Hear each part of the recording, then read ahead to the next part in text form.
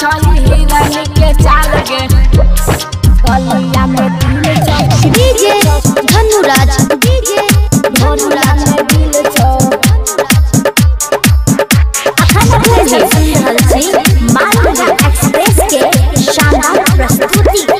गलिया में दिल छौ सिनिया में चलै छई हिरनी के चाल गे बड़ा निक लागे छौ गोरी तोहर गाल गे होठा गुलाबी तोहर लागे छौ कमाल गे काला काला अखिया तोहर करे छौ बवाल गे गलिया में दिल छौ ढोलिया में दिल छौ दिल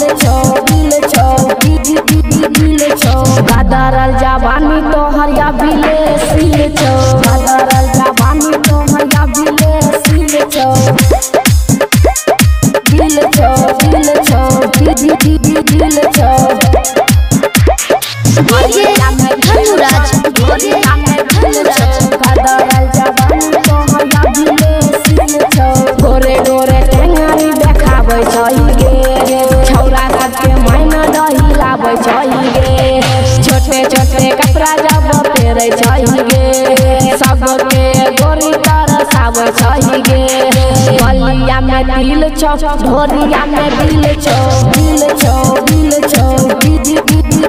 छौ गदरल जवानी तोहर या बिले सिल छौ गदरल जवानी तोहर या बिले सिल छौ सिनिया में चलै छई हिरनी के चाल गे बड़ा निक लागे छौ गोरी तोहर गाल गे होठा गुलाबी तोहर लागे छौ कमाल गे काला काला अखिया तोहर करे छौ बवाल गे गलिया में दिल छौ ढोलिया में दिल छौ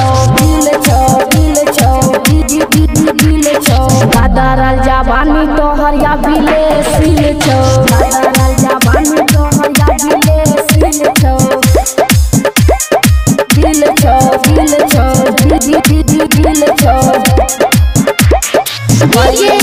धनुराज गलिया में दिल छौ गदरल जवानी तोहर या बिले सिल छौ छौरा सब देखिए के भेलौ रे पागल सारा रात हमरो पटैया जागल हरदम अखिया हमर चाहे छौ छागल छौरा कमला बाके कैलही पागल गलिया में दिल छौ ढोलिया में दिल छौ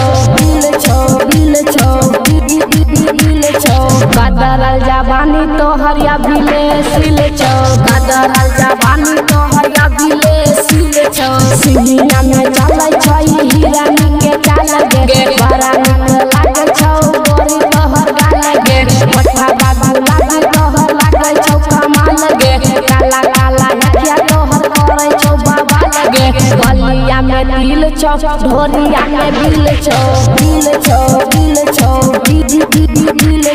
गदरल जवानी तोहर या बिले सिल